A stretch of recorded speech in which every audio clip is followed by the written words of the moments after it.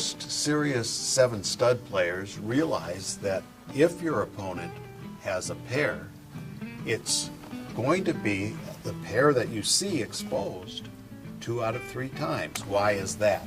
Well, because here, let's look at these 3 cards. Let's pretend this is the up card.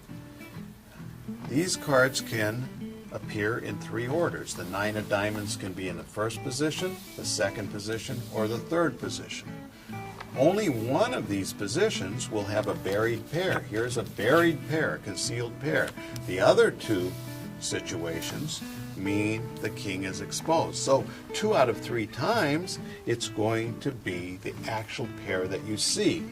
But people make a mistake with that. That's the mathematical truth, but it's not the real truth, because people have to decide whether to play a hand. They have to make a decision, and they're more likely to play a big pair than they are a small pair. So when people come in, especially if there's action with a small pair, it's not 2 out of 3 that you'll see that pair of 3s. They're equally likely, or maybe even sometimes more likely, to have a hand like this, whereas this hand is very likely to be a pair of kings. In 7 stud, you'll frequently begin with a pair. Your first 2 cards are down, and your third card is face up for all your opponents to see. If your pair is completely concealed like this, your hand plays more deceptively than if a member of your pair is exposed like this.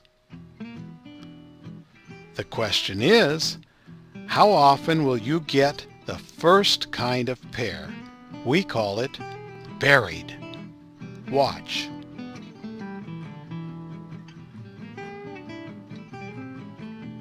So remember, it's 2 to 1 against your starting pair being buried.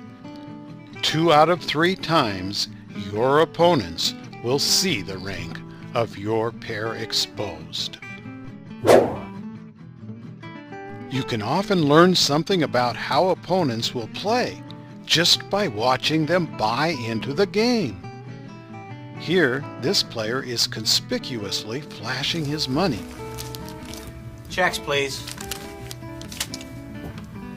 Unless this opponent demonstrates otherwise, expect him to play a lively game.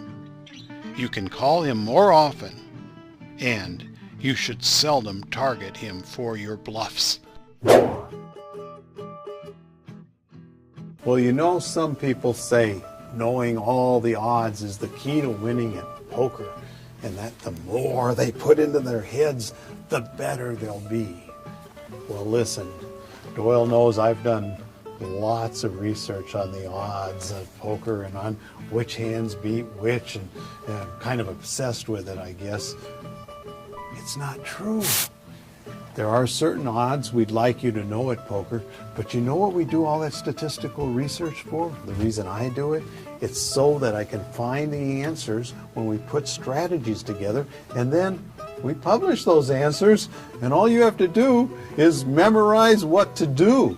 It's not really as important as you think to do elaborate mathematics at the poker table. Mathematics just isn't that important. Now, when I say that, I don't mean that mathematics isn't important in trying to determine the answers, but you're not going to determine them at the table. People massively overrate mathematics at the table. Mathematics is not the answer. At last, we finally find something that we 100% agree on, which is very rare between me and But most of the people who put that much stress on it, and what you have to know exact odds and everything, they are the people who can't do the rest of it. They're kind of handicapped by that. See, I know the odds, I know the answers, but they don't help that much. What they do is they're curiosities sometimes, and of course you want to be able to count the size of a pot sometimes and see how that relates to the size of your bet.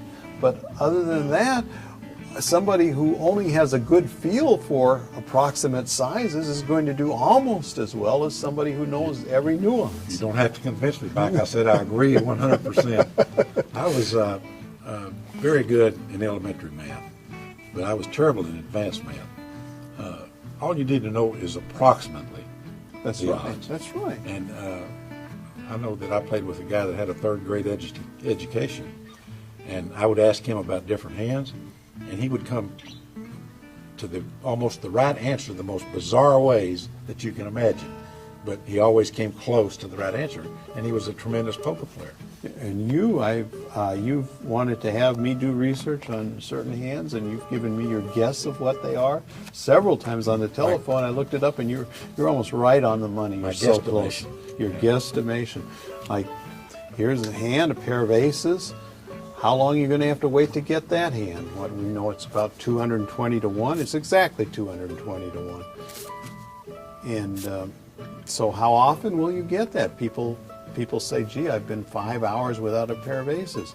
Well, that can happen very easily. I get a 10 deuce more often than that. Well, actually, the thing is, some hands are rarer than you think they are. For instance, here's a king of spades and here's a queen of spades. It's actually harder to get king-queen suited than it is a pair of aces. There are 6 combinations in the deck of a pair of aces. That could be the ace of spades with the ace of clubs, the ace of spades with the ace of diamonds, the ace of spades with the ace of hearts, ace of sparks, ace of diamonds, and so forth. 6 combinations, but there are only 4 combinations of king-queen suited. So you don't go by the rarity of the hand. Remember, the aces beat all. You'll only get those. If you're playing, 30 hands an hour in a no-limit game? Is that about right? Close. Once every 7 hours, folks. Don't get your expectations wrong. One of the most interesting hands in Doyle's super system, he talks about a hand he played against Bones Berlin in the World Series of Poker. And show us how that went. Well, this was a hand, it was late in the tournament. And I'd raised this pot, and Bones had called it from the big blind. Now, I'm reasonably sure that he doesn't have a big pair here. You know, you have to again, Bones was an excellent player, so you have to take into consideration who you're playing against. So, this was the flop. He checked, and I bet. And he raised me, a very big raise. Well, I know that I'm going to play this hand. I'm either probably going to break Bones with this hand, or he's going to seriously cripple me because I had the most chips. So instead of raising him back at this point, I thought there was a possibility that he might be bluffing. So I simply called him. And sure enough, on the 4th card, he moved in on me, and I called it. Now, if I'd played back at him being a good player, he might have thrown this hand away, thinking that I had what I did have. But instead, he was trying to sell me this hand as the best hand. And So- that was one of 2 possibilities you could have profited from. One being he might not have had anything, and then you're giving him an opportunity to bluff off his money. There's hands that you know that you're going to go ahead and play sometimes. You don't want to take your opponent out of the lead. Go ahead and give him the opportunity to bluff if he's bluffing, because you're going to play your hand anyway. Excellent advice.